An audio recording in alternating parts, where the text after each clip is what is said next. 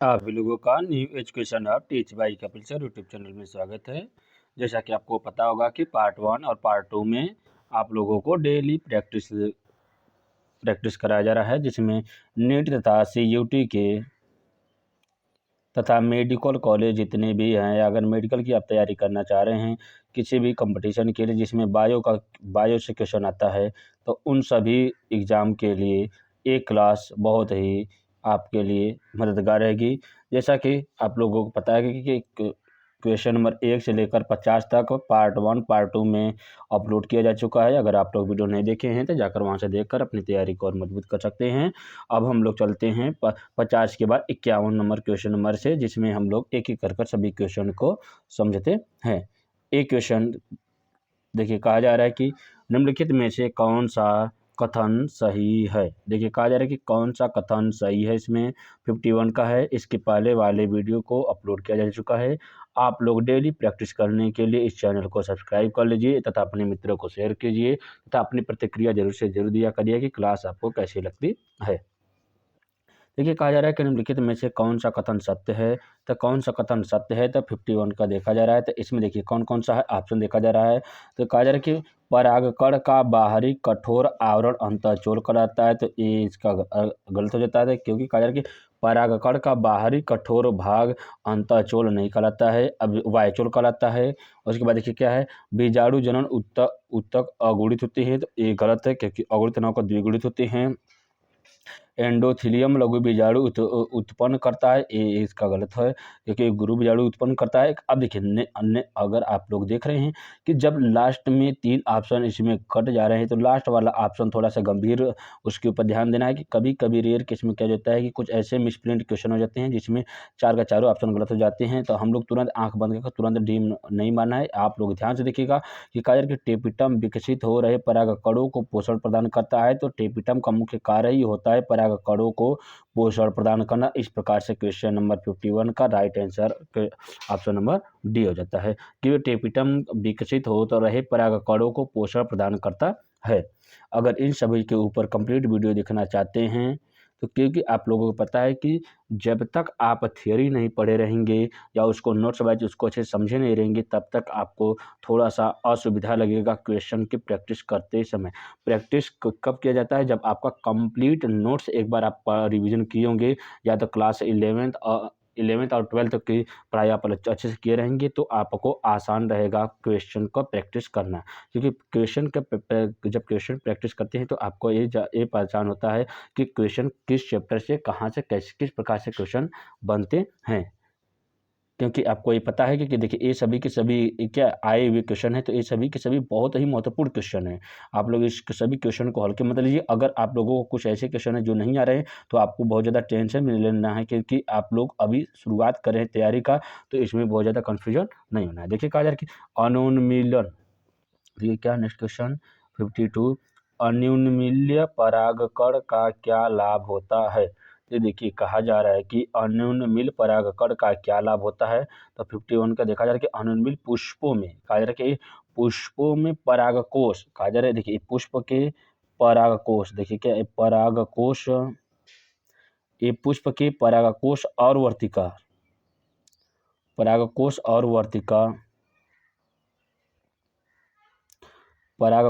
वर्तिका एक दूसरे से जुड़े रहते हैं। कहा जा रहा है कि इस क्रिया में अनोन्मुली परागकण में परागकोश तथा वर्तिका एक दूसरे से जुड़े रहते हैं, अतः इस परागकण का कारकों पर निर्भर नहीं करता है। कहा जा रहा है कि ये परागकणों के कारकों पर निर्भर नहीं करता। इस प्रकार से क्वेश्चन नंबर 52 का ऑप्शन नंबर निर्भर, देखिए किसके ऊपर निर्भर नहीं करता। तो अगर हम लोग यहाँ से अच्छे से देखते हैं तो देखिए कहा जा रहा है कि अनुन्मूलन परागकणों का क्या लाभ होता है। तो एक कहा जा रहा है कि पराग कारकों पर ये अनिर्भर या तो कहा जाता है कि निर्भर नहीं होता है। क्वेश्चन नंबर 52 का ऑप्शन नंबर सी हो जाता है कि परागकण, जब अनुन्मूली परागकण की क्रिया होती है, इस क्रिया में परागकोश और वर्तिका एक दूसरे से जुड़े रहते हैं, अतः कहा जा सकता है कि ये दोनों के दोनों परागकण कारकों पर निर्भर नहीं होते हैं, या तो कहा जाता है अनिर्भर होते हैं। एक क्वेश्चन 2013 में आए हुए हैं।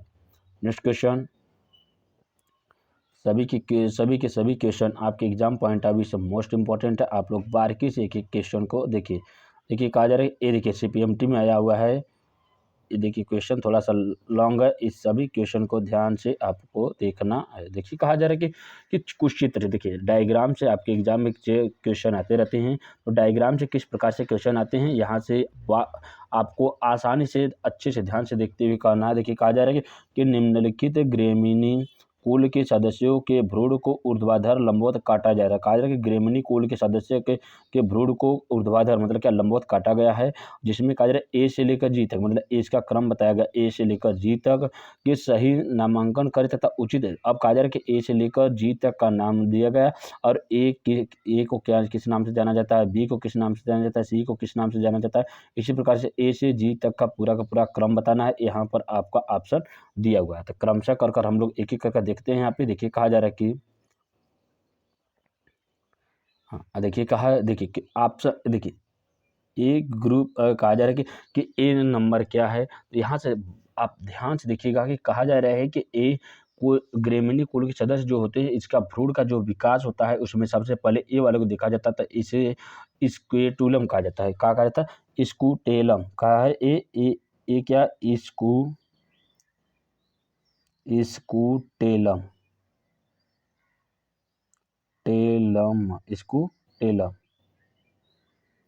ए स्कूटेलम है। बी क्या है? कोलियोप्टर क्या, देखिए बी ऑप्शन क्या है यहाँ पे, देखिए बी आपका यहाँ पर बताया गया है ए वाला भाग, और ए वाला भाग क्या कहलाता है, तो बी को देखा जाता है, तो बी को यहाँ पर देखा जाता है कोलियोप्टाइल। क्या कहा जाता है?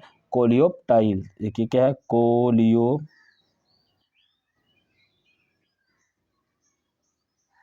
कोलियोप्टाइल, बी कोलियोप्टाई हो जाता है। तो अब यहाँ पे देखिए क्या है, सी वाला देखा जाता था कि सी बीच वाला भाग होता है, सी वाले जो बीच वाला भाग होता है इसे कहा जाता है प्ररोह। क्या कहा जाता है? सी वाले भाग को क्या कहा जाता है? प्ररोह। क्या, यहाँ पे ध्यान से देखिए, सी वाले भाग को प्ररोह कहा जाता है। क्या है? प्ररोह। और सी वाले भाग को क्या कहा जाता है? प्ररोह कहा जाता है। और डी वाले भाग को एपीब्लास्ट। क्या, देखिए डी वाला भाग, ए वाला जो भाग होता है, यहाँ से देखिए ए डी वाला भाग जो होता है इसे डी वाले भाग को एपीब्लास्ट कहा जाता है। डी वाले भाग को एपीब्लास्ट कहा जाता है। तथा ई वाला, देखिए डी के बाद ई वाला ई वाला जो भाग है, यहाँ से देखिए ए वाले भाग को बताया जाता है इस प्रकार से, यहाँ से देखा जाता था ई वाले भाग को कहा जाता है, ई जो है इसे मूलांकुर कहा जाता है। ई को क्या कहता है? मूलांकुर। देखिए मूलांकुर से ही ये क्रम से क्या कहता है? अंकुरित होता है। ये मूलांकुर हो गया। मूलांकुर के बाद देखा जाता है, मूलांकुर है, मूलांकुर के बाद देखा जाता है तो इसमें एफ क्या है? मूल गोप। देखिए ए वाला जो भाग होता है इसी को कहा जाता है मूल गोप। मूल गोप के बाद देखा जाता है नेक्स्ट जी वाले भाग को हम कहा जाता है कि कोरियोराइजा। क्या कहा जाता है? कोलियोराइजा हो गया। तो इस प्रकार से देखा जाता है, तो क्रमशः करके हम लोग देख चुके हैं। अब ऑप्शन के थ्रू देखा जाता है कि ऑप्शन के थ्रू कौन सा राइट आंसर आएगा। देखिए पहला कहा जा रहा है कि ए वाले को स्कूटेलम कहा जाता था। स्कूटेलम कहाँ पे है? पहला वाले में। इसमें देखिए पहला एक कट गया, एक कट गया। अब देखिए इसमें उपयुक्त में से नहीं भी है, अगर नहीं भी है तो क्वेश्चन को ध्यान से देखना है, क्योंकि कभी कभी क्या ए गलत हो जाएगा, तो डी भी सही हो सकता है और ए भी सही हो सकता है। तो अब सबसे पहले ध्यान देना है कि ए को कहा जाता है स्कूटेलम, बी को कहा जाता है कोलियोप्लाई। अब सी को कहा जाता है प्ररोह स्तर शीर्षक, डी को कहा जाता है एपीब्लास्ट, ई को कहा जाता है मूलांकुर और एफ को कहा जाता है मूलगोप तथा जी को कहा जाता है कोलियोराइजा। तो इस प्रकार से ऑप्शन नंबर क्या हो जाता है? ए इसका राइट आंसर हो जाता है। ये आप लोगों को पता है कि देखिए डायग्राम से किस प्रकार से क्वेश्चन आते हैं, तो बस प्रत्येक डायग्राम को आप लोग अच्छे से उसको चित्र बनाकर आप लोगों को उसके नाम को अच्छे से ध्यान से समझते हुए उसको फिल करना है, क्योंकि कभी कभी इसका अगर मान लीजिए नीचे से क्रम दे देता तो नीचे से भी क्रम देने का आपको याद होना चाहिए कि चित्र किस प्रकार से आता है। तो ऐसे ही जितने भी आपके सिलेबस में जितने भी डायग्राम है सभी को अच्छे से आप लोग ध्यान से उसको चित्र को बनाइएगा, उसके बाद उसका नामांकन किस प्रकार से किया जाता है, क्रम कर एक नीचे से क्रम किस प्रकार से दिया जाता है तथा ऊपर से किस प्रकार से कहा जाता है कि आरोही तथा अवरोही, मतलब ऊपर से नीचे और नीचे से ऊपर भी क्रम से आपको 1 से 2 बार उसको प्रैक्टिस कर लेना है, क्योंकि कभी-कभी क्वेश्चन ऊपर से इसमें ऊपर से नीचे गया है, लेकिन कभी-कभी क्वेश्चन नीचे से भी ऊपर से दे सकता है, या कभी-कभी डायरेक्ट आपके 1-2 नाम दे देगा कि इसमें कि ए वाला भाग बताइए, ए वाला भाग बताइए, ए वाला भाग बताइए, इसका क्या नाम है, उसको 3 ही 4 ऑप्शन दे देगा। इसमें तो इतने सारे ऑप्शन दिया गया है, लेकिन उसमें 2 ही नाम दिया रहेगा तो उसमें भी कन्फ्यूजन हो सकता है। तो इसलिए प्रत्येक आप ये देखिए, इस क्वेश्चन को देखने के बाद एक ही आपको दिमाग में आएगा कि क्वेश्चन कितना डीप से आता है। क्वेश्चन प्रत्येक एग्ज़ाम में डीप से आ रहा है, क्योंकि मेडिकल की पढ़ाई या मेडिकल की तैयारी, या कहा जाता है कि नीट इतना आसान एग्ज़ाम नहीं होता है, इतना हलवा नहीं है, लेकिन हाँ इतना मुश्किल भी नहीं है, ये आप लोग अपने दिमाग में सोच लीजिएगा। क्योंकि आपके बीच से आप ही के द्वारा या आपके साथी ही ऐसे एग्ज़ाम को अच्छे खासे रैंक के साथ क्वालिफाई होते हैं, तो आप लोग घबराइएगा नहीं। मतलब घबराता वही है जिसकी तैयारी आधा अधूरी रहती है। अगर हमारा आप लोग साथ दे रहे हैं तो हमारा भी कर्तव्य बनता है कि आपको सही मार्गदर्शन कराकर सही जगह पर पहुंचाना। तो क्वेश्चन नंबर नेक्स्ट हम लोग देखते हैं, क्वेश्चन नंबर 54। देखिए क्वेश्चन नंबर 54 क्या है, देखिए नीट 2013 में क्वेश्चन आया हुआ है। देखिए क्वेश्चन की बारीकी को देखकर आप जज कर सकते हैं कि क्वेश्चन कितना मुश्किल और कितना अच्छे और कितना टफ भी है। अगर पढ़ाई नहीं की है तो टफ है, अगर आप लोग पढ़ाई किए हैं तो आसान है। क्वेश्चन हमारे आंसर बताने से पहले आप लोग उसको कमेंट बॉक्स में कमेंट किया करें कि कौन सा ऑप्शन आपके लिए सही होता है, किस क्वेश्चन का।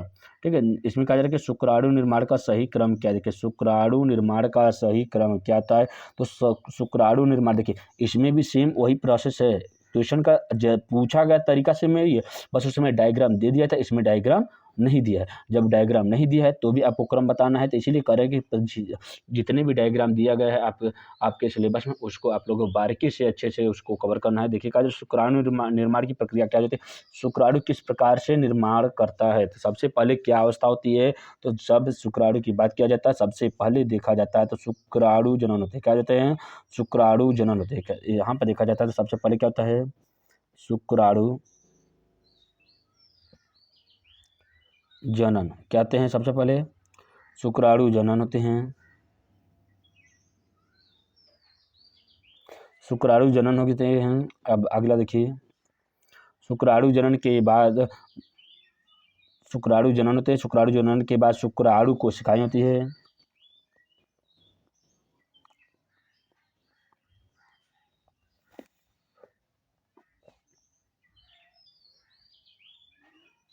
शुक्राणु कोशिकाएं होती है। शुक्राणु कोशिका के बाद प्रसूत कोशिकाएं होती है। क्या होती है, प्रशुक्राणु होती है। क्या कहते हैं, प्रशुक्राणु होती हैं, प्रशुक्राणु। प्रशुक्राणु के बाद ही अवस्था क्या करती है, शुक्राणु की होती है। क्या होती है, शुक्राणु की होती है। इस प्रकार से देखिए, शुक्राणु जनन, शुक्राणु कोशिकाएं, प्रशुक्राणु तथा शुक्राणु को इस प्रकार से बनती हैं। तो इस ऑप्शन को देखा जाता है तो सबसे पहले शुक्राणु जनन होते हैं, तो इसमें प्रशुक्राणु है, ये गलत। शुक्राणु जनन को शुक्राणु कोशिकाएं शुक्राणु, ये देखिए शुक्राणु होते हैं, इसमें शुक्राणु बन ही नहीं रहे हैं, इसमें का प्रशुक्राणु नहीं बने, इसमें शुक्राणु जनन शुक्राणु पहले बन जा रहा है। इस प्रकार से क्वेश्चन नंबर 54 का ऑप्शन नंबर डी जाता है कि शुक्राणु जनन, शुक्राणु कोशिकाएं, प्रशुक्राणु तथा शुक्राणु, ये 4 अवस्था के बाद ही शुक्राणु का निर्माण होता है। इस क्रम को आप लोगों को अच्छे से ध्यान देना है कि सबसे पहले शुक्राणु जनन होता है, शुक्राणु जनन के बाद शुक्राणु कोशिकाएं होती है, शुक्राणु कोशिकाओं के बाद प्रशुक्राणु होते हैं तथा प्रशुक्राणु के बाद ही शुक्राणु का निर्माण होता है। इस क्रम को आप लोग अच्छे से ध्यान दीजिएगा, बस उसमें डायग्राम से क्वेश्चन आता है, इसमें उसके निर्माण की विधि के बारे में क्वेश्चन आ गया था। नेक्स्ट क्वेश्चन देखिए क्या है, 55 का देखा जा रहा है कि क्वेश्चन नंबर 55 का है कि इसमें आर्तव प्रवाह किसके अभाव से होता है। देखिए आर्तव प्रवाह किसके अभाव से होता है, तो ये सदैव प्रोजेस्टेरॉन जो होता है, प्रोजेस्टेरॉन गर्भाधान में सहायक होता है, इसी के अभाव से आर्तव प्रवाह होता है। इसमें हमेशा किया जाता है प्रोजेस्टेरॉन होता है। बाकी आप लोग AFSH का फुल फॉर्म तथा FSH हार्मोन कहाँ से रिलीज होता है, इसको कमेंट बॉक्स में कमेंट कीजिए। फिर ऑक्सीटोसिन का मुख्य कार्य क्या होता है, वैसोप्रेसिन का मुख्य कार्य क्या होता है। अगर हार्मोन्स के ऊपर वीडियो नहीं देखे हैं तो कंप्लीट वीडियो बनाकर अपलोड किया जा चुका है, जाकर वहां से देखकर अपनी तैयारी को और मजबूत कर सकते हैं। उसके वीडियो के लिंक को इस वीडियो के डिस्क्रिप्शन बॉक्स में लिंक को सेंड कर देंगे, या तो आप लोग डायरेक्ट आप डालिएगा कि hormones teach bye Kapil sir, तो भी आपको यूट्यूब पर ये पूरी की पूरी क्लासेज निःशुल्क आपको आसानी से मिल जाएगा, और बिना उसमें किसी भी प्रकार की समस्या के आप पूरे क्लास को देखकर अपनी तैयारी को और अच्छे से मजबूत कर सकते हैं। कहा जा रहा है कि 56 क्या है, निम्नलिखित में से कौन सा अपरा या प्लेसेंटा का कार्य नहीं है। देखिए अपरा या प्लेसेंटा का मुख्य कार्य क्या होता है। अगर अपरा को अच्छे से जानकारी आप प्राप्त करना चाहते हैं तो इसके ऊपर कंप्लीट वीडियो बनाकर अपलोड किया गया है, जाकर वहां से देखकर अपनी तैयारी को और मजबूत कर सकते हैं। देखिए कहा जा रहा है कि अपरा क्या है, तो अपरा का मुख्य कार्य, देखिए अपरा के बारे में हम जान जाएंगे तो अपरा का मुख्य कार्य क्या नहीं है, आसानी से उसको हम ढूंढ सकते हैं। तो देखा जा रहा है, तो अगर हम अपरा की बात करते हैं तो ये सबसे पहले क्या होता है कि पिट्यूटरी प्रसव कहा जाता है कि पिट्यूटरी ग्रंथि के द्वारा जो पिट्यूटरी प्रसव पीड़ा के दौरान ऑक्सीटोसिन स्रावित होता है। कहा जा रहा है कि जब पीड़ा होती है तो उस समय देखा जाता है तो ऑक्सीटोसिन का स्राव होता है। अब कहा जाता है कि अपरा का कार्य, जब अपरा के कार्य की बात किया जाता है तो इसमें भ्रूण को ऑक्सीजन की पूर्ति तथा पोषण तथा एस्ट्रोजन का स्रावण तथा कार्बन डाइऑक्साइड तथा अपशिष्ट पदार्थों का निष्कासन होता है। तो अगर हम लोग ऑप्शन के थ्रू देखा जाता है तो कहा जा रहा है कि इसमें 56 का कि भ्रूण को ऑक्सीजन तथा पोषक तत्वों की आपूर्ति सुनिश्चित करता है, ये तो उसका कार्य होता है। एस्ट्रोजन स्रावित करता है, ये भी सही है। अब कहा जा रहा है कि कार्बन डाइऑक्साइड और अपशिष्ट पदार्थों के निष्कासन में अहम भूमिका होता है, ये भी सही है। तो देखा जाए कि प्रसव पीड़ा के दौरान ऑक्सीटोसिन स्रावण के लिए उत्तरदायी होता है। तो ऑक्सीटोसिन के स्रावण के लिए कहा जाता है पीयूष ग्रंथि द्वारा स्रावित होता है। तो इस प्रकार से क्वेश्चन नंबर डी इसका राइट आंसर हो जाता है, क्योंकि कहा जाता है कि प्रसव में अपरा का मुख्य कार्य क्या नहीं होता है, उसमें ऑक्सीटोसिन का स्रावण इसका नहीं होता। ऑक्सीटोसिन का स्रावण जो होता है ये हमेशा पिट्यूटरी ग्रंथि के द्वारा किया जाता है। पीयूष ग्रंथि आप लोगों को कमेंट बॉक्स में कमेंट करना है कि पीयूष ग्रंथि अग्र मस्तिष्क का भाग है या पश्चिम मस्तिष्क का भाग है। अगर इसके ऊपर वीडियो नहीं देखे हैं तो कंप्लीट वीडियो अपलोड किया गया है, जाकर वहां से देखकर अपनी तैयारी को और मजबूत कर सकते हैं। नेक्स्ट क्वेश्चन देखिए क्या है, प्राक शुक्राणु का शुक्राणु में परिवर्तन होता है। देखिए कहा जा रहा है कि प्राक शुक्राणु, अभी हम लोग को उसके ऊपर कंप्लीट डिस्कशन किए हैं। तो कहा जा रहा है कि प्राक शुक्राणु का शुक्राणु में परिवर्तन क्या कहलाता है। तो देखा जाता है कि जो प्राक शुक्राणु होता है, प्राक शुक्राणु का शुक्राणु में परिवर्तन, या तो उसमें कहा जाता है कि उसका कायांतरण होकर शुक्राणु के निर्माण को ही शुक्र कायांतरण कहते हैं। कहा जाता है क्या कहा जाता है, शुक्र कायांतरण कहा जाता है। तो इस प्रकार से देखा जाता था शुक्र कायांतरण इस ऑप्शन में आ जाता है। शुक्र कायांतरण में देखा जाता है तो क्वेश्चन नंबर 57 का ऑप्शन नंबर ए हो जाता है, शुक्र कायांतरण कहलाता है। कहा जा रहा है कि जो शुक्र देखिए शुक्र जनन तथा अंड जनन क्रियाओं को सम्मिलित रूप से युग्मनज तथा वृषण की जनन कोशिकाओं से शुक्राणु जनन जो कहा जाता है, इसी को ही बाद में शुक्राणु का नाम दिया जाता था। इसके निर्माण की प्रक्रिया को शुक्र जनन कहा जाता है। लेकिन प्रसव प्राक शुक्राणु तथा शुक्राणु में परिवर्तन की क्रिया को ही शुक्राणु का कायांतरण कहा जाता है। इस प्रकार से 57 का ऑप्शन नंबर ए हो जाता है। 58 का देखिए क्या है कि इस मनुष्य के प्रतिस्खलन लगभग 3 मिली में कितने शुक्राणु उपस्थित होते हैं। कहा जा रहा है कि मनुष्य के प्रतिस्खलन शुक्राणु में कितने बिलियन होते हैं। कहा जा रहा है कि सिंपल से कहा जा रहा है कि जब मनुष्य के जो शुक्राणु का स्खलन होता है लगभग में कितना 3 मिली में होता है, तो 3 मिली में कितने शुक्राणु उपस्थित होते हैं। तो कहा जा रहा है कि मनुष्य में प्रतिस्खलन या वीर्य का लगभग 3 मिली मात्रा में लगभग 30,000 कहा जाए कि 300 मिलियन कहा जाए इसमें क्या 300 मिलियन शुक्राणु उपस्थित होते हैं। कितना होते हैं, लगभग में 3 मिलियन में या 3 ml में लगभग में 300 मिलियन शुक्राणु उपस्थित होते हैं। देखिए इस ऐसे क्वेश्चन आपके एग्जाम में आ रहे हैं, तो सभी क्वेश्चन को आप लोग बारीकी से ध्यान से देखना है। ये सभी के सभी क्वेश्चन आपके एग्जाम पॉइंट ऑफ व्यू से मोस्ट इम्पॉर्टेंट होते हैं। क्योंकि आप लोग ये देख रहे हैं क्वेश्चन का तरीका क्या है, क्वेश्चन किस प्रकार समझ में आता है। देखिए डायग्राम से किस प्रकार से क्वेश्चन आ रहे हैं।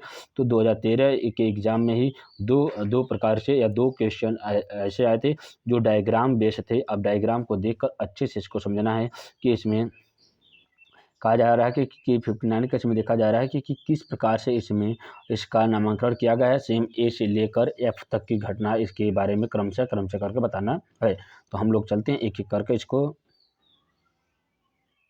देखिए कहा जा रहा है कि ए वाले भाग को देखा जाता है। तो अगर ए वाले भाग को देखा जाता है तो जब इसमें देखा जाता है तो ए वाले भाग को ही रुधिर वाहिनियाँ कहा जाता है। कहा जाता है ए वाला जो भाग होता है इसे रुधिर वाहिनियाँ कहा जाता है। रुधिर वाहिनी क्या कहा जाता है, रुधिर वाहिनी कहा जाता है। उसके बाद देखिए क्या है, यहाँ पर ध्यान से देखिए बी वाले भाग को कहा जाता है। बी वाले भाग को देखा जाता है। देखिए थोड़ा सा जो पेज है ये ब्लैक एंड वाइट है। अगर आप लोगों को एग्जाम में एकदम अच्छे से कंप्लीट एकदम मतलब बुक में एकदम कलर प्रिंटेड है या कलर फोटो है, उसको आप लोग अच्छे से देखकर उसके नामांकन के चित्र को आसानी से समझ सकते हैं। इसमें थोड़ा सा ब्लैक एंड वाइट है, इसमें आप लोगों को थोड़ा सा बारीकी से ध्यान से समझना होगा। ठीक है। और देखिए रुधिर वाहिनियों के बाद बी को देखा जाता है। इसमें प्राथमिक पुट्टिका होती है। क्या होती है इसमें? प्राथमिक, देखिए क्या होती है, प्राथमिक पुट्टिकाएं होती है।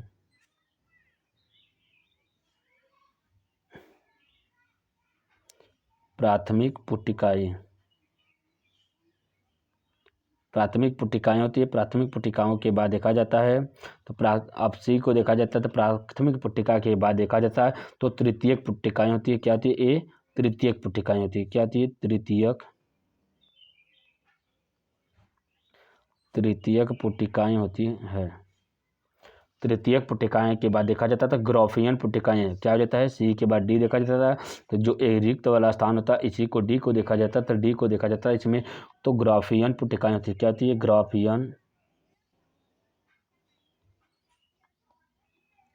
ग्राफियन पुट्टिकाएं होती है। ग्राफियन पुट्टिकाएं होती है। उसके बाद ई को देखा जाता था। ई जो होता है इसे डिम्ब कहा जाता है। डिम्ब, ई को डिम्ब कहा जाता है। और एफ को देखा जाता था। एफ को जो क्या होता है, एक कार्पस ल्यूटियम होता है। क्या होता है? Corpus luteum.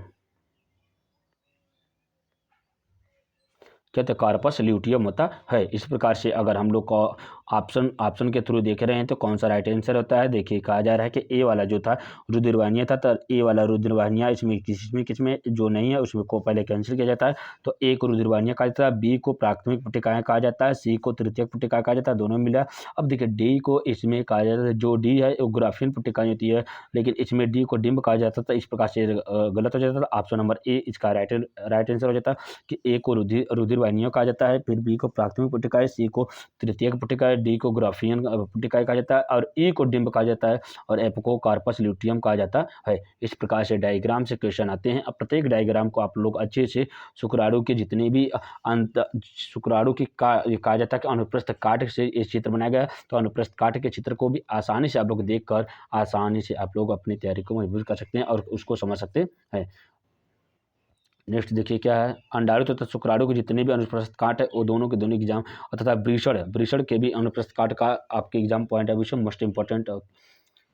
देखिए कहा जा रहा है कि नेक्स्ट 60 का जन्म नियंत्रण हेतु इनमें से एक कानून वैध विधि है। कहा जा रहा है कि जन्म नियंत्रण हेतु इनमें से एक कानून वैध विधि है। तो वो कौन सा कानून वैध विधि है? तो देखा जाता है कि जन्म नियंत्रण हेतु कानून वैध विधि में युगल को आर्तक चक्र के 10 से 17 दिनों के मध्य, क्या होता है, 10 से आर्तक चक्र के 10 से 17 दिनों के मध्य मैथुन या संभोग से बचना चाहिए। कहा जा रहा है कि कानूनी वैध तरीकों से देखा जाता है तो 10 से लेकर 17 दिन के बीच में कहा जाता है कि मैथुन या संभोग की क्रिया नहीं करना चाहिए। तो नेक्स्ट कहा जा रहा है कि दवाइयों द्वारा गर्भपात कानून वैध नहीं है। कहा जा रहा है कि दवाइयों के द्वारा अगर गर्भपात को किया जाता है तो वो कहा जाता है कि गर्भपात कानून नहीं कहा जाता या वैध नहीं होता है। एक दिन के अंतराल में मैथुन से गर्भधारण हो सकता है। कहा जा रहा है कि लोगों की मानसिकता में ये होती है कि क्या एक दिन में संभोग क्रिया या कहा जाता है कि मैथुन क्रिया करने से गर्भधारण हो सकता है। तो वो हो सकता है, एक दिन हो या एक बार में हो, ये हमेशा हो सकता है। लेकिन कब हो जाएगा ये किसी को पता नहीं होता। इस प्रकार से देखा जाता था। 60 का ऑप्शन नंबर बी जाता था। कहा जा रहा है कि एक कानूनी वैध विधि मतलब क्या ऐसा होता है कि जो वैध होती है। इसमें कहा जाता है कि आर्थिक चक्र के 10 से 17 दिनों के मध्य मैथुन या संभोग से बचना चाहिए, यही इसकी वैध विधि होती है। एक क्वेश्चन 2012 में आया हुआ है नीट में। नेक्स्ट क्वेश्चन देखिए क्या है 61 में एक परिवर्तनशील गर्भ में उलबेधन या तो इसी को एम्नियोसेंटेसिस के द्वारा निम्नलिखित में से किसकी पहचान नहीं की जा सकती है। कहा जा रहा है कि किसकी पहचान नहीं की जा सकती है। तो क्वेश्चन नंबर 61 का देखा जाता है तो ऑप्शन नंबर पी हो जाता है कि पीलिया के द्वारा इसकी पहचान नहीं की जा सकती। कहा जाता है उलबेधन एक विकसित होते हुए भ्रूण को घेरे हुए बल्ब। कहा जाता है कि उलबेधन एक विकसित होते हुए भ्रूण को घेरे हुए उल्ब तरल पदार्थ की गुणसूत्री जांच के आधार पर किया जाता है। इसमें कहा जा रहा है कि इस जानने वाला परीक्षण इस परीक्षण द्वारा विकसित होते हुए भ्रूण में आनुवंशिक विकार तथा लिंग की जांच की जा सकती है। कहा जा रहा है कि भ्रूण में इसकी आनुवंशिक विकार तथा लिंग की जांच की जा सकती है। पीलिया की जांच गुणसूत्री आधार पर नहीं होता। कहा जा रहा है कि जो पीलिया की जांच होती है ये गुणसूत्री आधार पर नहीं होती है। बाकी ये सभी के सभी जो क्लाइनफेल्टर सिंड्रोम होता है, भ्रूण का लिंग का निर्धारण होता है, डाउन सिंड्रोम होता है, इन सभी के ऊपर वीडियो देखना चाहता है तो अलग से वीडियो एकदम पार्ट वाइज आप लोग को बनाकर अपलोड किया जा चुका है। क्योंकि डाउन सिंड्रोम, क्लाइनफेल्टर सिंड्रोम तथा भ्रूण का लिंग का निर्धारण किस प्रकार से होता है, इन सभी के ऊपर कंप्लीट वीडियो अपलोड किया गया है। जाकर वहाँ से देखकर और अपनी तैयारी को मजबूत कर सकते हैं। लेकिन इसमें कहा जाए कि पीलिया जो रोग होता है ये आनुवंशिक नहीं होता है। कहा जाए कि पीलिया की जांच गुणसूत्री आधार पर नहीं होता है। यह तय कर सकते हैं कि यह यकृत के विकास से संबंधित होता है। कहा जाए कि जो पीलिया रोग होता है यह यकृत की जांच करने से पता चलता है पीलिया रोग। या कहा जाता है कि पीलिया रोग के कारण कौन सा अंग ग्रसित होता है, तो पीलिया यकृत अंग ग्रसित होता है। आप बताइए कि शरीर की सबसे बड़ी ग्रंथि कौन सी होती है। शरीर की सबसे बड़ी ग्रंथि कौन सी होती है तथा आंतरिक ग्रंथि कौन सी होती है सबसे बड़ी, तथा बाह्य ग्रंथि कौन सी सबसे बड़ी होती है। अगर आप लोगों को पता है तो कमेंट बॉक्स में कमेंट कीजिए बिना गूगल किए। लेकिन अगर गूगल कर आप लोग देख रहे हैं तो एक क्वेश्चन जैसे ही आप गूगल करेंगे तो गूगल करने के बाद आपको क्वेश्चन कभी भूलेगा नहीं। आप जितने कमेंट करेंगे या जितने आप लोगों को अपने ज्ञान को इम्प्रूव करना है तो अपनी जितनी भी जानकारी होती है आप लोग उसको कमेंट बॉक्स में कमेंट किया करिएगा तो उसके आपका ज्ञान क्या हो जाता है, परिपूर्ण होता है।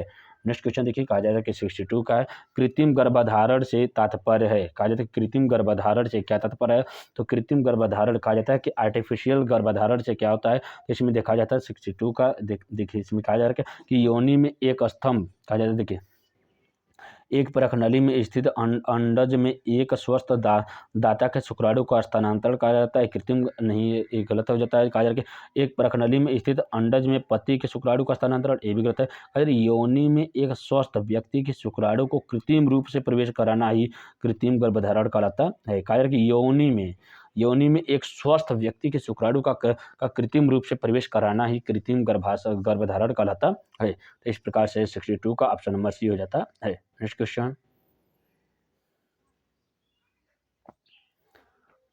नंबर 63 देखिए क्या है। इस सभी के सभी क्वेश्चन देखिए आप कितना महत्वपूर्ण है, कितने इंपॉर्टेंट है, आप लोग देख सकते हैं। कहा जा रहा है कि 63 क्या है, देखिए कहा जा रहा है एमनियोसेंटेसिस तकनीक का उपयोग किया जा सकता है। जिसमें कहा जाता है कि विश्लेषण करने पर, कहा जाता है कि एमनियोसेंटेसिस जो होता है ये इसका विश्लेषण या इस एमनियोसेंटेसिस तकनीक का उपयोग किया जा सकता है। जिसमें विश्लेषण करने पर तो क्या प्राप्त होता है, तो इसमें कहा जाता है कि उल्ब द्रव का पता चलता है। अभी इसके ऊपर वाले क्वेश्चन में हम लोग डिस्कशन किए थे। इसमें कहा जा रहा है कि एमनियोसेंटेसिस तकनीक का उपयोग किया जाता है। तो इसमें उल्ब द्रव का जांच किया जाता है या उल्ब द्रव का उपयोग किया जाता है। तो 63 में कहा जाता है कि इसमें एमनियोसेंटेसिस तकनीक में उल्ब द्रव के विश्लेषण में भ्रूण में जन्मजात रोग तथा उपापचयी विकारों का पता लगाया जाता है। कहा जा रहा है कि उल्ब द्रव के विश्लेषण से भ्रूण में जन्मजात रोग तथा उपापचयी विकारों का पता लगाया जाता है। उल्ब द्रव में कायी कोशिकाएं त्वचा की प्रोटीन्स तथा विशेष एंजाइम उपस्थित होते हैं। उपापचयी विकार जिसमें कहा जाता है कि एल्केप्टोन्यूरिया, फिनाइल क्यूटिनेरिया, की पहचान उल्ब द्रव्य में उपस्थित एंजाइम के विश्लेषण से की जाती है। तो खैर उतना आपको डीप में नहीं जाना है। इसमें कहा जा रहा है कि एमनियोसेंटेसिस तकनीक का उपयोग किस में किया जाता है, तो उल्ब द्रव्य में किया जाता है। नेक्स्ट क्वेश्चन 64 का देखिए क्या है।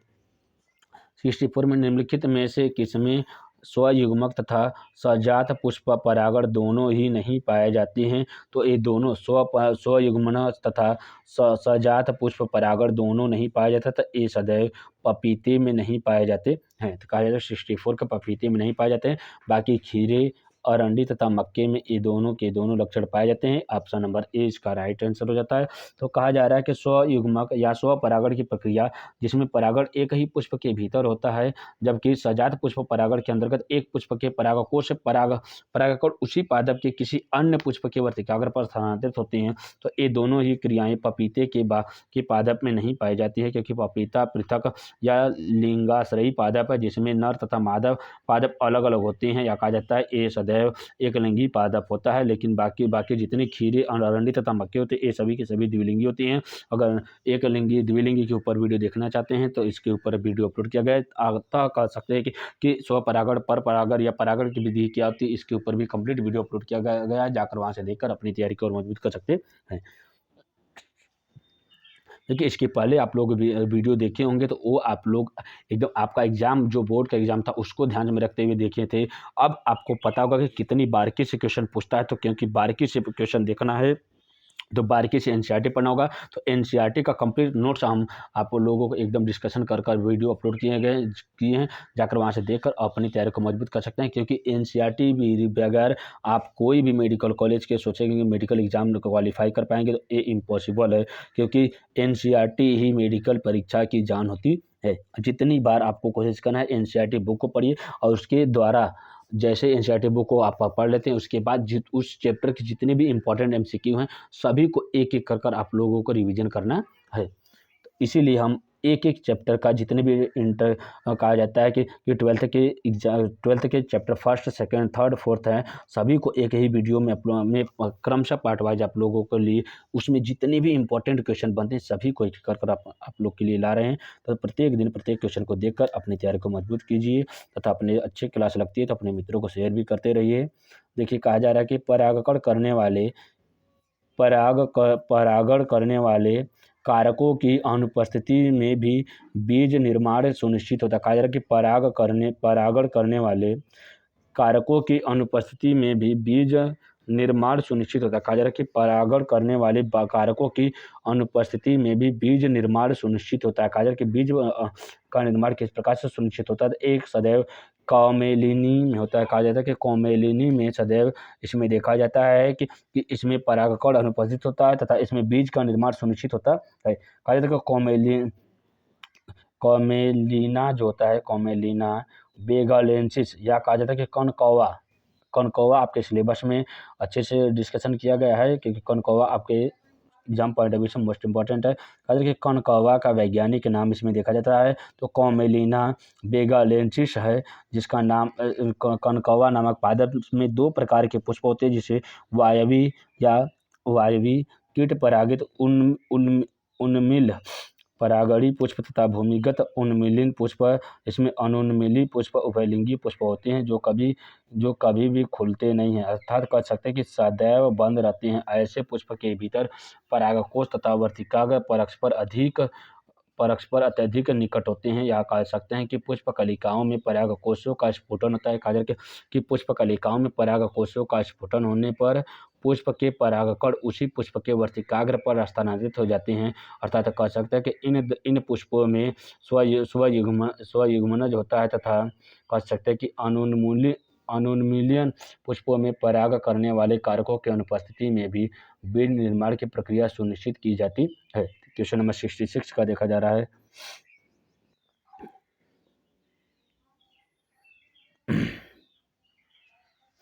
कि जनन छिद्र का कार्य होता है। कहा जाए कि जनन छिद्र का मुख्य कार्य क्या होता है, जनन छिद्र की बात किया जाता है तो इसमें मूलांकुर का निकलना होता है, ये गलत है। कहा जा रहा है कि बीजांकुरण हेतु जल का अवशोषण होता है, ये भी गलत है। कहा जा रहा है कि जनन छिद्रों का मुख्य कार्य क्या होता है, पराग नलिका का परिवर्तन होता है। कहा जा रहा है कि पराग नलिका लंबी होकर जनन छिद्र द्वारा बाहर निकलती है। कहा जा रहा है कि जो पराग नलिकाएं होती है लंबी होकर जनन छिद्र द्वारा बाहर निकलती है।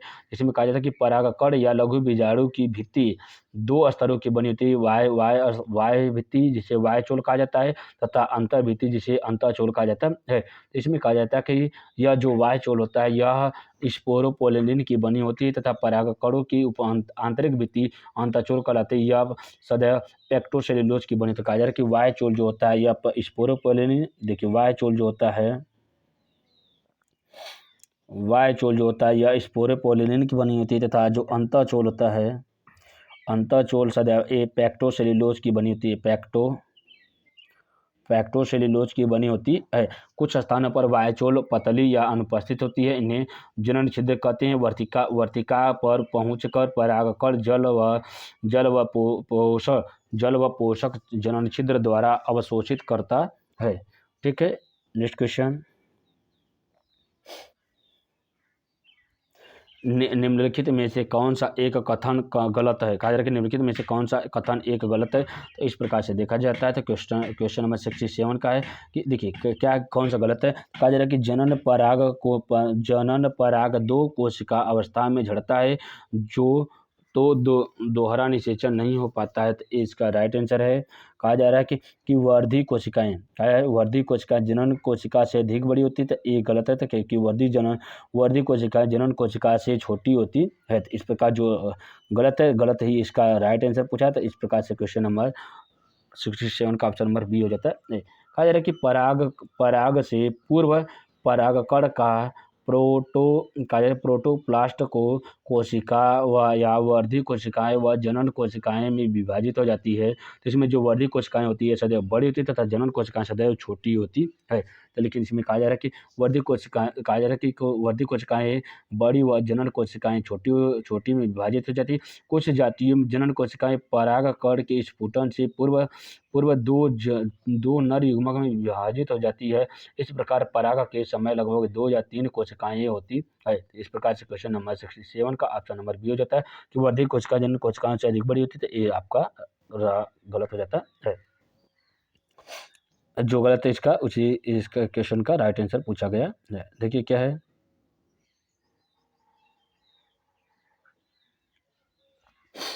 उन पादपों में जिनके अंडाशयों में केवल एक या कुछ थोड़े से ही बीजांड पाए जाते हैं, पराग साधारणतः किसके द्वारा होता है। कहा जा रहा है कि उन पादपों में जिनके अंडाशयों में केवल एक या कुछ थोड़े से ही बीजांड पाए जाते हैं, पराग साधारणतः किसके द्वारा होता है। तो 68 का देखा जाता था ऑप्शन नंबर जो होता है, देखिए उन परागकणों में जिनकी अंडाशयों में केवल एक या कुछ थोड़े से ही बीजांड पाए जाते हैं, पराग साधारणतः किसके द्वारा होते हैं, तो ये सदैव वायु द्वारा होते हैं। जब वायु द्वारा परागकण की क्रिया होती है तो उसमें सदैव देखा जाता है इसमें कम या कुछ थोड़े ही बीजांड पाए जाते हैं। तो इसमें देखा जाता है तो उन पादपों में जिनके अंडाशयों में एक या अन्य कुछ थोड़े ही बीजांड पाए जाते हैं वो पराग वायु द्वारा होता है। वो परागकणों का परागकोश से वर्तिकाग्र तक पहुंचने की क्रिया ही परागण कहलाती है। ये एमनियो कहा जाता है कि एनिमोफिलिक वायु द्वारा होने वाला परागण है, जबकि एंटोमोफिली कीटों द्वारा होने वाला परागण होता है। सिंपल सा कहा जा रहा है कि जो परागण की प्रक्रिया होती है वायु द्वारा होती है, कीट द्वारा होती है, जल द्वारा होती है तथा जंतुओं के द्वारा होती है। तो इन सब के ऊपर वीडियो देखना चाहते हैं तो कंप्लीट वीडियो बनाकर अपलोड किया जा चुका है, जाकर उसको देखकर और अपनी तैयारी को मजबूत कर सकते हैं। तथा क्योंकि कभी कभी वायु द्वारा किसमें परागण की क्रिया है तो इसका एग्जाम्पल भी पूछ देता है, लेकिन वो सब इजी क्वेश्चन होते थे। क्योंकि ये आप देखिए ये सब क्वेश्चन देख रहे हैं तो क्वेश्चन आप लोगों को पता है 60% क्वेश्चन जो होती हैं वो देखिए 11th और 12th के से आते हैं, और 11th और 12th से आते हैं तो थोड़ा सा क्या रहता है 60 से 70% क्वेश्चन आसान होते हैं। उसके बाद 10% क्वेश्चन बहुत ही मतलब क्या मॉडरेट लेवल का होता है, लेकिन जब अगर हम 80% के ऊपर जाते हैं और 100% में वो बहुत ही टफ क्वेश्चन होता है। और वही क्वेश्चन की तैयारी करने के लिए आपको बहुत ही अधिक मेहनत करना पड़ता है, और जो मेहनत करता है वही अच्छा रैंक लाता है। नहीं तो अगर हम लोग 60% क्वेश्चन देखिए क्या, ये सब क्वेश्चन अगर आप 11th और 12th पढ़कर सोचेंगे कि हम जाएंगे नीट का एग्ज़ाम देंगे तो अच्छे खासे एग्ज़ाम मतलब नंबर ला सकते हैं, तो आपको पता है कि कुछ ऐसे क्वेश्चन रहेंगे, मतलब 50 से 60% क्वेश्चन ऐसे होते हैं जो बहुत ही आसान होते हैं, मतलब बहुत ही आसान, मतलब क्या 11th और 12th से होते हैं। और उसके बाद 10% क्वेश्चन जो होते हैं वो थोड़ा सा हल्का सा और डीप में रहता है, लेकिन जो लास्ट का 20% जो क्वेश्चन रहता है, 20 क्वेश्चन रहता है, वो बहुत ही अंदर से कहा जाता है कि बहुत ही डिफ़िकल्ट होता है। अगर उसकी तैयारी करना है और उसी की तैयारी करने के लिए इस चैनल को आपको सब्सक्राइब कर लेना है, क्योंकि हम प्रतिदिन आपके लिए एक नया वीडियो जिसमें कंप्लीट डिस्कशन के साथ अपलोड करेंगे, और उस वीडियो को देखकर अपनी तैयारी को और अपनी मजबूत प्रदान कर सकते हैं।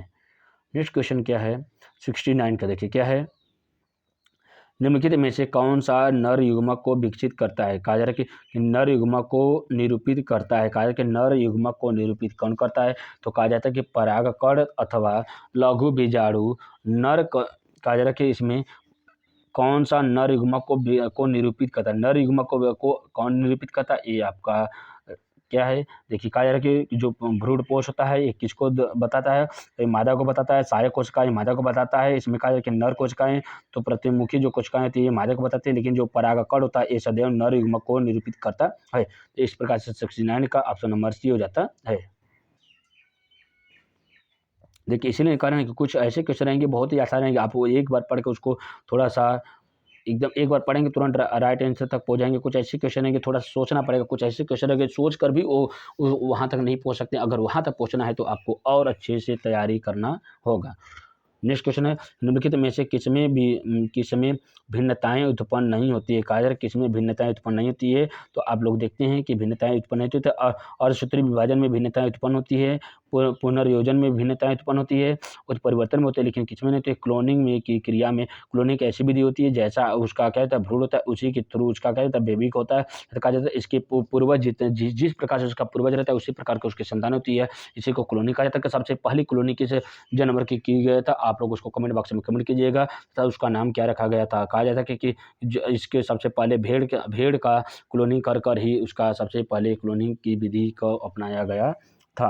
क्वेश्चन नंबर 70 का देखा जाता है कि क्लोनिंग एक ऐसी विधि थी जो अलैंगिक या संतान होती है जिसमें उत्तक संवर्धन की विधियों द्वारा उत्पन्न किया जाता है। ये जनन जीव के बिल्कुल समान होता है। नेक्स्ट क्वेश्चन, प्रसव हेतु संकेत उत्पन्न होते हैं। कहा जा रहा है कि प्रसव हेतु संकेत किसमें उत्पन्न होता है, अपरा तथा पूर्व विकसित भ्रूण दोनों से ही प्रसव हेतु संकेत उत्पन्न होते हैं। तो इस प्रकार से क्वेश्चन नंबर 71 का ऑप्शन नंबर ए हो जाता है। कहा जा रहा है कि माता द्वारा शिशु को जन्म देने की प्रक्रिया को प्रसव कहा जाता है। प्रसव की प्रक्रिया एक जटिल तंत्री अंतःस्रावी क्रियाविधि द्वारा प्रेरित होती है। प्रसव हेतु संकेत पूर्व विकसित गर्भ तथा अपरा द्वारा उत्पन्न होते हैं, इसे ही गर्भ निरीक्षण प्रक्रिया कहते हैं। गर्भाशयी संकुचनों तथा ऑक्सीटोसिन श्रावण के मध्य इस प्रकार की आवेग प्रतिक्रियाओं के कारण गर्भाशयी संकुचन अधिकाधिक शक्तिशाली होते हैं। इसके कारण शिशु जन्म नलिका द्वारा गर्भाशय से बाहर आ जाता है, इसे ही प्रसव कहा जाता है। क्वेश्चन नंबर 72 का, मनुष्य के शरीर में पाई जाने वाली अंतराली कोशिकाएं या लीडिंग सेल निम्नलिखित का स्रावण करती है। लीडिंग सेल किसका स्रावण करती है, तो लीडिंग सेल सदैव एस्ट्रोजन का स्रावण करती है। तो लीडिंग सेल आपको बताइए नर का है कि मादा का है, तो ये सदैव लीडिंग सेल जो होती है अंतराली कोशिकाएं जो होती है ये सदैव वृषण से संबंधित होता है। वृषण किसका, नर जनन भाग होता है। खासकर के लीडिंग या अंतराली कोशिकाएं वृषण के शुक्र जनन कर नलिकाओं के मध्य उपस्थित संयोजी ऊतक में पाई जाती है। एक कोशिकाएं स्टीरॉयड या एस्ट्रोजन या इसी को कहा जाता है टेस्टोस्टेरॉन स्रावित करती है। टेस्टोस्टेरॉन का स्रावण करता है। टेस्टोस्टेरॉन का स्रावण किसके द्वारा होता है, ये सदैव वृषण के द्वारा होता है।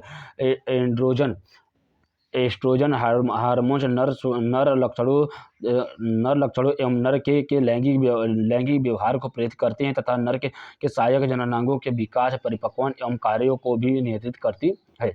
इस प्रकार से क्वेश्चन नंबर 73 पर हम लोग चलते हैं। क्वेश्चन नंबर 73 की क्या है कि परागनली शिशु कार्यक्रम के अंतर्गत किस तकनीक का प्रयोग किया जाता था। परागनली शिशु में देखा जाता था सदैव किसका प्रयोग किया जाता था कि इसमें जिप्ट का प्रयोग किया जाता है। क्या जाता है जाइगोट इंट्राफेलोपियन ट्रांसफर क्या होता है। देखिए जाइगोट इंट्राफेलोपियन ट्रांसफर जो होता है इसी को जिप्ट कहा जाता है। जिप्ट में सदैव परखनली शिशु का कार्यक्रम प्रयोग किया जाता है। बाकी इन सभी की घटनाओं के ऊपर अगर वीडियो देखना चाहते हैं तो कंप्लीट वीडियो अपलोड किया गया है, जाकर वहां से देख सकते हैं। देखिए कहा जा रहा है कि परखनली शिशु कार्यक्रम के अंतर्गत जिसे IVF या इन विट्रो फर्टिलाइजेशन कहा जाता है या आंतरिक निषेचन कहा जाता है, और लेकिन एक कृत्रिम विधि होती है जिसके द्वारा गर्भपात किया जाता है। कहा जाता है कि IVF तथा युग्मनज अंतःफैलोपियन स्थानांतरण या जाइगोट इंट्राफैलोपियन ट्रांसफर जिसे जिप्ट की तकनीक का प्रयोग किया जाता है। जिप्ट की तकनीक बंध्यता की दशा में प्रयोग की जाती है जिसमें इन विट्रो शरीर के बाहर निषेचन अंडे को स्त्री की फैलोपियन नलिकाओं या अंडवाहिनी में स्थानांतरित किया जाता है। यह एक सहायक जननी विधि होती है। नेक्स्ट क्वेश्चन,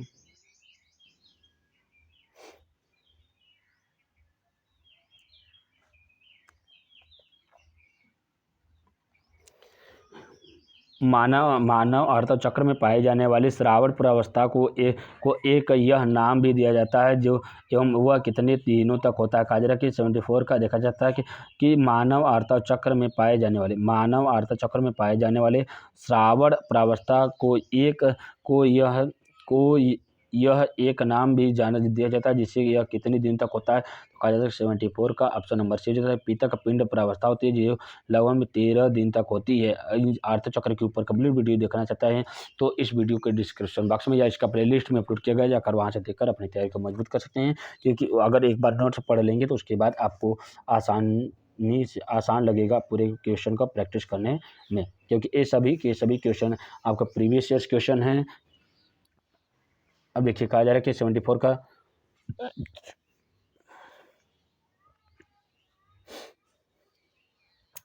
नीचे दिए गए मानव परिवर्धन अवस्था की पहचान करते हुए एवं साथ ही साथ एक सामान्य गर्भवती स्त्री में वह अवस्था कहाँ पाई जाती है। इन दोनों को एक साथ किस एक विकल्प में सही माना जाता है तो इसको देखा जाता है और इसके आधार पर समझा जाएगा। तो कहा जा रहा है कि 74 का इसमें देखा जाता है। देखिए कहा जा रहा है कि सही दिखाया गया है। तो कौन सा देखिए परिवर्धन अवस्था होती है तथा इसमें पाए जाने वाले स्थान होते हैं। देखिए कहा जा रहा है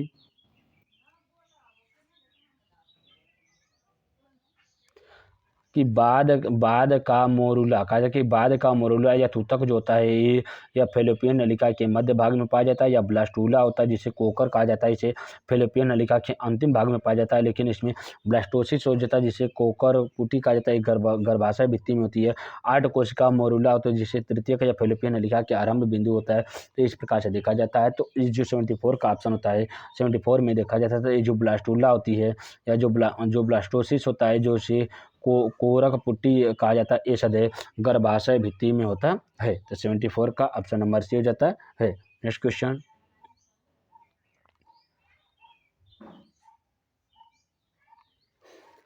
अपरा द्वारा स्रावित हार्मोन्स है। कहा जा रहा है कि अपरा द्वारा स्रावित हार्मोन्स कौन सा होता है। तो अपरा के द्वारा जो स्रावित हार्मोन्स होता है सदैव HGC होता है। अपरा द्वारा स्रावित हार्मोन जो होता है सदैव HGC हो जाता है। यह कहा जाता है कि अपरा जो होता है गर्भावस्था के दौरान अपरा द्वारा मादा एवं गर्भस्थ शिशु के मध्य पोषकों तथा वज्र पदार्थों का आदान प्रदान होता है। कहा जा रहा है कि गर्भस्थ शिशु के मध्य पोषकों तथा वज्र पदार्थों का आदान प्रदान होता है। अपरा कुछ हार्मोन्स जैसे एस्ट्रोजन, प्रोजेस्टेरॉन, ह्यूमन कोरियोनिस या कहा जाता है कि ह्यूमन कोरियोनिक गैनेडोट्रोपिन तथा रिलैक्सिन इत्यादि भी स्रावित करता है। इस प्रकार से 76 का HGC या ह्यूमन, इसी को देखिए फुल फॉर्म क्या था, ह्यूमन कोरियोनिक गैनेडोट्रोपिन हार्मोन्स होता है तथा इसी के द्वारा कहा जाता है ये रिलैक्सिन हार्मोन्स का भी स्रावण करता है। तो कहा जाता है कि अपरा का मुख्य कार्य क्या होता है, कहा जाता है कि पोषण प्रदान करना, पराग कणों को पोषण प्रदान करने का कार्य किसका होता है, यह अपरा का होता है। क्वेश्चन नंबर 77 का कि मानव शुक्राणु के किस भाग में एंजाइम पाए जाते हैं। तो मानव शुक्राणु के किस भाग में अंडाणु पाया जाता है। तो ये सदैव मध्य भाग में पाए जाते हैं। अंडाणु की कहा जाता है कि शुक्राणु की संरचना के ऊपर वीडियो देखना चाहते हैं तो कंप्लीट वीडियो अपलोड किया गया है, जाकर वहाँ से देखकर अपनी तैयारी को और मजबूत कर सकते हैं। नेक्स्ट क्वेश्चन कहा जा रहा है कि 78 का निम्नलिखित में से सुमेलित नहीं है। कौन सा ऐसा है जो सुमेलित नहीं है, बाकी 3 सुमेलित है। कहा जा रहा है देखिए कौन कौन सा सम्मिलित है। देखिए पेनिसिलिन जो होता है एक कोडिनिडिया द्वारा आता है। उसके बाद देखा जाता है कि जली हाइसिंथ जो होती है ये ऊपरी भूशास्त्री होती है। एक कहा जाता है कि ए जो है ए आपका ए कंप्लीट नहीं है। क्यों? क्योंकि कहा जा रहा है कि जलकुंभी, कहा जा रहा है कि जलकुंभी होती है, या कहा जाता है कि जलकुंभी, या इसी को जली हाइसिंथ, या इसी को आइकॉर्निया कैसिपस कहा जाता है कि आइकॉर्निया कैसिपस तथा जलीलेटपस या इसी को पिस्टिया स्टेटोसिस दोनों ही भूस्तरीय के उदाहरण होते हैं। इसमें पश्चिम शाखा पर छोटे पर्व होती हैं तथा यह देखिए कहा जाता है कि प्रत्येक पर्व संधि पर ऊपर की ओर पत्तियों का रोटेज और नीचे की ओर जड़ों का गुच्छा होता है। जबकि कहा जाता है कि ऊपरी भूस्तरीय में बेलनाकार पार्श्विक शाखाएं होती है जो मुख्य अक्ष के आधार से निकली तथा कुछ समय तक वायवीय रूप से वृद्धि करने के पश्चात नीचे की ओर झुक कर पृथ्वी की ओर छूने लगती है। इसी को दूध घास तथा स्ट्रॉबेरी कहा जाता है। इस प्रकार से देखा जाता है। तो 78 का ऑप्शन नंबर जो बी होता है ये सम्मिलित नहीं है, बाकी सभी के सभी ऑप्शन सम्मिलित किए गए हैं।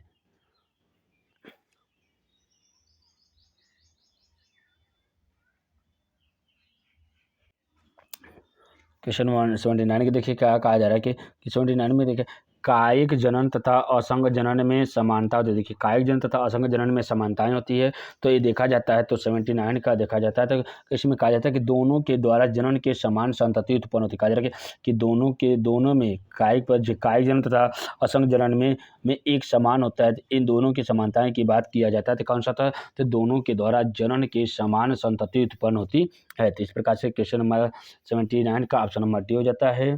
उसके बाद देखिए कहा जा रहा है कि क्वेश्चन नंबर 80 देखिए फिलीफॉर्म उपकरण एक प्रमुख अभिलक्षण है। कहा जा रहा है कि फिलीफॉर्म उपकरण एक प्रमुख अभिलक्षण होता है।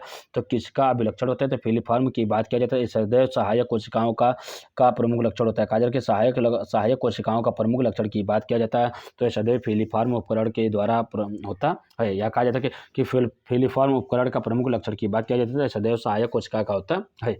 क्वेश्चन नंबर 81 का देखा जाता है तो कहा जाता है कि वायु परागण समानता पाया जाता है। वायु द्वारा परागण किसमें समानता देखा जाता है। तो वायु द्वारा परागण की बात किया जाता है तो सदैव घासों में होता है। कहा जाता है कि वायु द्वारा परागण को वायु परागण या तो इसी को एमिनोफिलिक कहा जाता है तथा यह कहा जाता है कि यह सदैव अजैव परागण के अंतर्गत आता है। यह वायु परागण समानता घासों में पाया जाता है। नेक्स्ट क्वेश्चन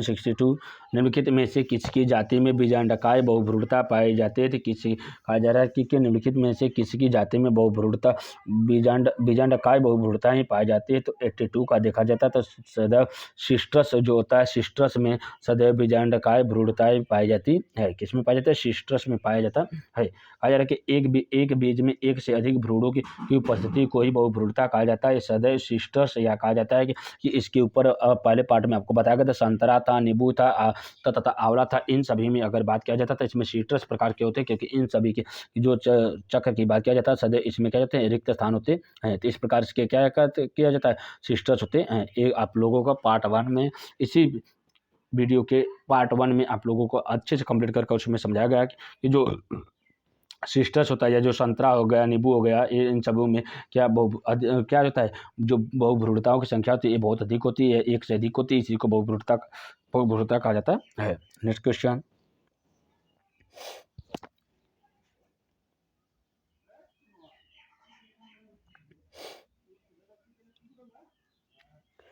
निम्नलिखित में से किसमें परागण ऑटोगैमस होता है? कहा जा रहा है कि किसमें परागण ऑटोगैमस होता है? तो 83 की बात किया जाता था, सदैव ऑटोगैमस की बात किया जाता था, सदैव इसमें क्लिस्टोगैमस में होता है। कहा जाता है कि ऑटोगैमस की बात किया जाता है, सदैव ए क्लिस्टोगेमिया में होता है। कहा जाता है कि क्लिस्टोगेमिया क्या होता है? देखिए, कहा जा रहा है कि उभयलिंगी पुष्प जो सदैव बंद रहते हैं इसे अनमुखी पुष्प कहते हैं। कहा जाता है कि ऐसे पुष्प जो उभयलिंगी होते हैं लेकिन जो सदैव बंद रहते हैं इसे कोई अनोन्मिलियन पुष्प कहते हैं, और यह दशा अनोन्मिलियता कहलाती है। इस प्रकार के पुष्पों में परागकोश तथा वर्तिकाग्र बहुत पास पास होते हैं। जब पुष्प नलिका में परागकोश का स्फुटन होता है तो परागण द्वारा परागकण वर्तिकाग्र पर पहुंचते हैं, क्योंकि ये पुष्प अनोन्मिल्य होते हैं, तथा कहा जा सकता है कि परागण एक ही पुष्प के भीतर हो जाता है। इस प्रकार अनमूल्य पुष्प निश्चित रूप से ऑटोगैमस होते हैं।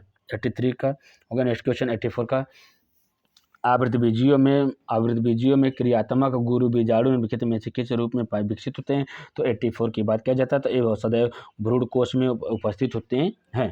क्वेश्चन नंबर 85 का देखिए, अमीबी पुटी में परतों की संख्या कितनी होती है? अमीबी पुटी में देखा जाता है तो अमीबी पुटी में जो परतों की संख्या होती है सदैव 3 होती है। देखिए, कहा जा रहा है कि जो अमीबा की जो बाहरी परत होती है सदैव देखिए, कहा जा रहा है कि अमीबी पुटी में 3 परतें होती है, जिसमें प्रतिकूल वातावरण में अमीबा सिकुड़कर अपने चारों ओर काइटिन, कहा जा रहा है कि जो एक उसके जो होते हैं या जो पानी में रहने वाले जो होते हैं उसकी बाहरी परत किसकी बनी होती है? सदैव काइटिन की बनी होती है। कहा जा रहा है कि काइटिन के एक दृढ़ त्रिस्तरीय पुटिका का निर्माण करता है। यह क्रिया पुटी भवन कहलाती है। नेक्स्ट क्वेश्चन 86 का देखिए, 86 क्या है? पुनरुद्भवन के प्रकार के संबंध में कौन सा कथन सही है? पुनरुद्भवन की प्रक्रिया में देखा जाता है तो 86 में इसमें कहा जाता है कि कौन सा सही है? तो इसमें कहा जाता है कि मार्फेलेसिक्स हाइड्रा के अनुप्रस्थ रूप से काटे गए दो समान भागों का दो छोटे हाइड्रा के रूप में पुनरुद्भवन होता है। तो हाइड्रा जो होता है, हाइड्रा में ही पुनरुद्भवन की प्रक्रियाएं होती है। इसमें कहा जाता है कि पुनरुद्भवन के प्रकार के संबंध में कौन सा कथन उदाहरण सही है? तो कहा जाता है कि 86 का ऑप्शन नंबर ए जो है इसका क्या होता है? राइट आंसर होता है। नेक्स्ट क्वेश्चन 87 का, यदि अंड कोशिका में गुणसूत्रों की संख्या 8 हो तो भ्रूणपोष में गुणसूत्रों की संख्या कितनी? देखिए, कहा जा रहा है कि अंड कोशिका में यदि गुणसूत्रों की संख्या 8 है, देखिए क्या, यदि अंड कोशिका में गुणसूत्रों की संख्या 8 हो तो भ्रूणपोष में गुणसूत्रों की संख्या कितनी होती है? कहा जा रहा है कि अंड कोश की अगुणित होते हैं जबकि भ्रूणकोश में त्रिगुणित। देखिए, कहा जा रहा है कि इसके पहले आपको 2n × n, ठीक है, ए सदैव द्विगुणित होती है। तो सदैव अगर देखिए 2a हो गया और 1a हो गया, मतलब कहा जाता है कि इसमें जो त्रिगुणित की बात होती है ये सदैव त्रिगुणित हो गया। तो इसमें कहा जा रहा है 1 में मात्रा a होती है तो इसका 3 गुना कितना होगा? अब देखिए 8 × 3 करेंगे कितना आ जाएगा? अतिरिक्त 24, कितना जगह 24, तो ऑप्शन नंबर ए हो जाता है। अब देखिए, कहा जा रहा है कि अंड कोशिका अगुणित होती है जबकि भ्रूणपोष जो होता है त्रिगुणित होती है, क्योंकि यह एक नर युग्मक का दो ध्रुवी केंद्रकों के संलयन द्वारा निर्मित होता है। अतः कहा जा सकता है कि यदि अंड कोशिका में गुणसूत्रों की संख्या 8 है तो यदि अंड कोशिका में गुणसूत्रों की संख्या 8 है तो भ्रूणपोष में गुणसूत्रों की संख्या 8 × 3 हो जाएगा, तो अतिरिक्त 24 हो जाता है। तो 24 आपका राइट आंसर ए हो जाता है।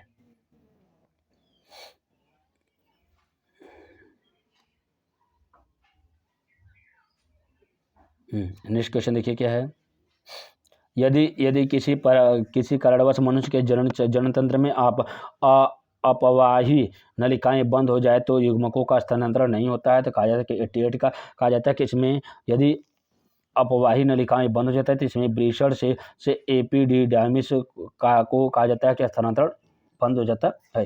अगर कि अपवाही नलिकाएं 10 से 20 महीने नलिकाएं होती है। कहा जा रहा है कि 10-20 महीने नलिकाएं होती है जो ब्रीशर नलिका तथा एपिडिडाइमिस या कहा जाता है कि एक्टस एपिडिडाइमिस को परस्पर जोड़ती है। एक्टस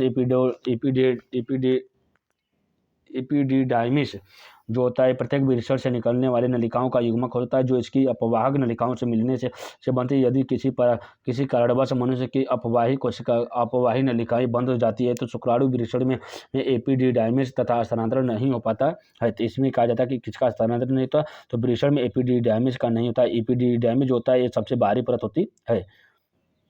देखिए एक मादा जनतंत्र का चित्र बनाया गया। इसमें जिस प्रकार से क्वेश्चन को इसके ऊपर डिस्कशन किया गया था कि किस प्रकार से ऑप्शन दिया गया है कि ए क्या है, बी क्या है, सी क्या है, डी क्या है और एफ क्या है। अब इसके आधार पर हम लोग डिस्कशन करते हैं। कहा जा रहा है कि 89 का देखा जा रहा है कि जो देखिए कहा जा रहा है इसमें देखिए सिंपल सा कि ए जो होता है, देखिए ए जो देखा ए जो भाग होता है इसको ए से बताया गया है। तो ए जो होता है देखिए इसको किस नाम से जाना जाता है। तो हम लोग चाहते हैं कि फैलोपियन नलिका लगभग कितनी होती है, 10 से 20 सेंटीमीटर लंबी नलिका होती है जो प्रत्येक अंडाशय की परिधि से गर्भाशय तक फैली होती है। तो ए का देखा जाता है तो सदैव ए,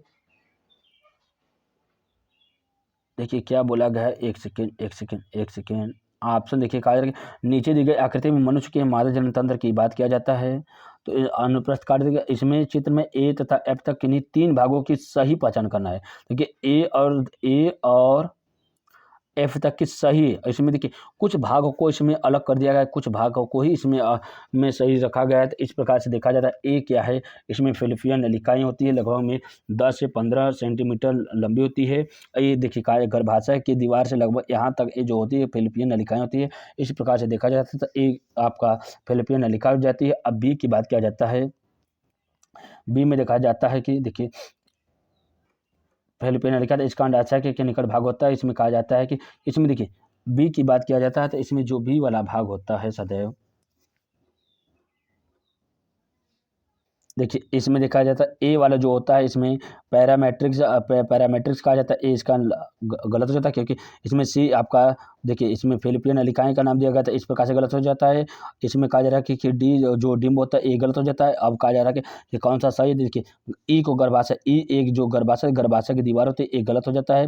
नेक्स्ट क्वेश्चन आपको कहा जाता है कि ए जो सी होता है देखिए सी जो इसमें है इसी को कहा जाता है कि इनफंडिबुलर कहा जाता है। और जो डी वाला भाग होता है इसी को फिम्बरी कहा जाता है। फिम्बरी ही कहा जाता है कि इसमें ग्रीवर दीवारों से क्या लगी होती है। नेक्स्ट कहा जाता है कि ई जो होता है इसी को सर्विक्स कहा जाता है। ई को ही सर्विक्स कहा जाता है जो एक गर्भाशय योनि में एक सकरे सर्विक्स द्वारा खुला रहता है। इस प्रकार से क्वेश्चन नंबर 89 का ऑप्शन नंबर ई हो जाता है। क्योंकि इस जो बाकी चित्र के जो डायग्राम से जो क्वेश्चन आता है उससे काफ़ी अलग है क्योंकि इसमें कुछ ही भाग के बारे में पूछा गया था, बाकी भागों को इसमें नहीं पूछा गया।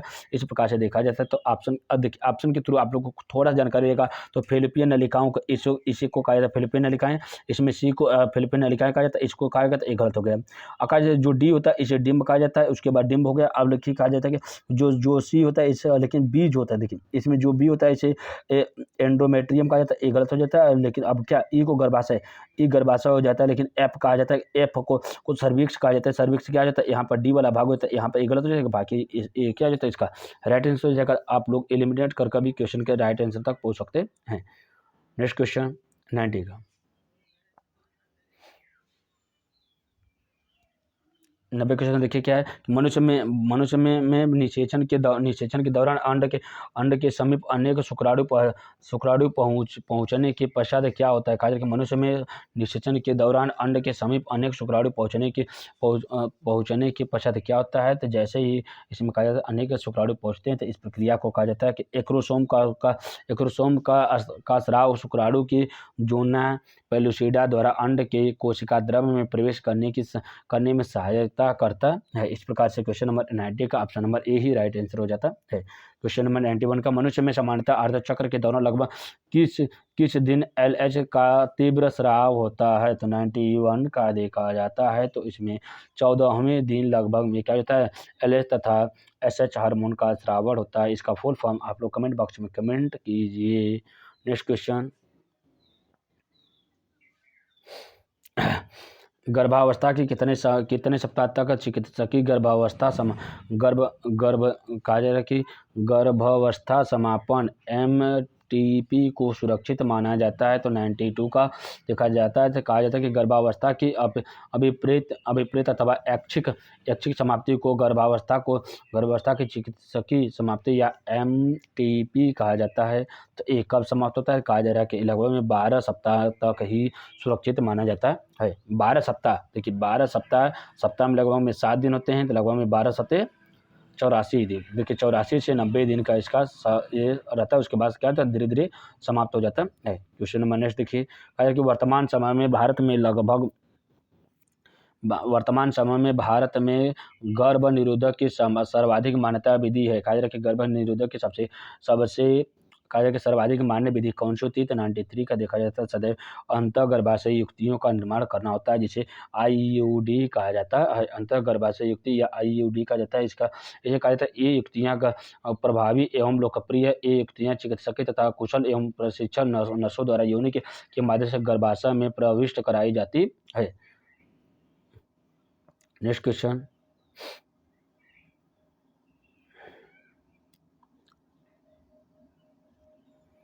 क्वेश्चन नंबर 94 का देखिए क्या है कि अंडाणु शुक्राणु को निम्नलिखित में से किस भाग में ग्रहण करता है? कहा कि अंडाणु शुक्राणु से में से किस भाग पर ग्रहण करता है? तो 94 का किस भाग पर ग्रहण करता है? तो 94 का ऑप्शन नंबर ए हो जाता है कि सक्रिय ध्रुव पर ही अंडाणु शुक्राणु के भाग पर ग्रहण क्या करता है? किस भाग पर ग्रहण करता है? तो सक्रिय भाग पर ग्रहण करता है। देखिए कहा 95 का देखा जाता है कि कहा है कि ग्रेस्टुला भवन हेतु सर्वाधिक उपयुक्त परिभाषा है। यह एक प्रक्रिया है जिसमें कहा जाता है ग्रेस्टुला अवस्था की बात किया जाता है। 95 का इसमें देखा जाता है कि कोशिकाएं अपनी निश्चित स्थिति प्राप्त करने हेतु गति प्रदान करती है, इसी को गेस्टुला अवस्था कहा जाता है। गेस्टुला अवस्था की बात किया जाता है। गेस्टुला अवस्था में कहा जाता है कि गेस्टुला का निर्माण की प्रक्रिया गेस्टुला भवन कहलाती है।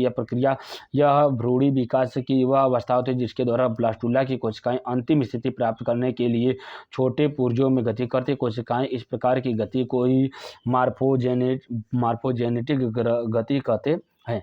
95 के बाद 96 की ओर हम लोग चलते हैं।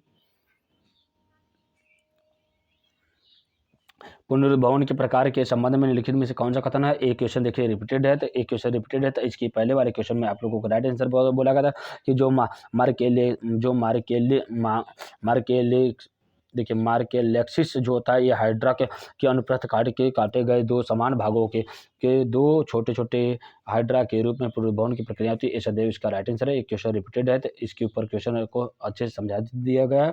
नेक्स्ट क्वेश्चन कहा जा रहा है कि न्यूनतम पुनरुद्भवन क्षमता होती है। न्यूनतम पुनरुद्भवन की क्षमता किसमें होती है? मस्तिष्क में होती है। मस्तिष्क का पुनरुद्भवन की क्षमताएं नहीं होती है। इस प्रकार से कंप्लीट वीडियो आज हम लोग जितने भी यूनिट फर्स्ट का क्लास 12 देखिए, एक सभी के सभी जो क्लास था क्लास 12 के यूनिट फर्स्ट में 4 चैप्टर थे। सभी चैप्टर को एक एक करके उसमें जितने भी इम्पोर्टेंट क्वेश्चन थे जो क्या नीट में आए हुए थे, जो नीट की तैयारी है तथा CUT की तैयारी है या मेडिकल एग्जाम की जो तैयारी सेम वही है, क्योंकि क्वेश्चन आपको दो सभी एग्जाम में NCERT कंपलसरी थे। NCERT बुक से ही ये सभी के सभी क्वेश्चन लाया गया है। इस प्रकार से अगर आप लोग इसके वीडियो को नहीं देखे हैं तो इसकी देखिए यूनिट फर्स्ट के वीडियो को अपलोड किया गया है, जाकर वहाँ से देखकर और अपनी तैयारी को मजबूत कर सकते हैं। इस प्रकार से यूनिट फर्स्ट आपका कंप्लीट होता है। अब हम नेक्स्ट एपिसोड में आप लोग के लिए यूनिट फर्स्ट को लाएँ, यूनिट फर्स्ट के बाद यूनिट सेकेंड को लाएंगे, जिसमें पहले उसमें चैप्टर वाइज को कंप्लीट करेंगे। उसके बाद यूनिट फर्स्ट के जितने भी एग्जाम में आने वाले क्वेश्चन है उसके बारे में कंप्लीट डिस्कशन किया जाएगा। फिर मिलते हैं नए वीडियो के साथ। Tata bye bye, take care. Class अच्छी लगती है तो अपने मित्रों को शेयर करते रहिए। ठीक है, बाय बाय।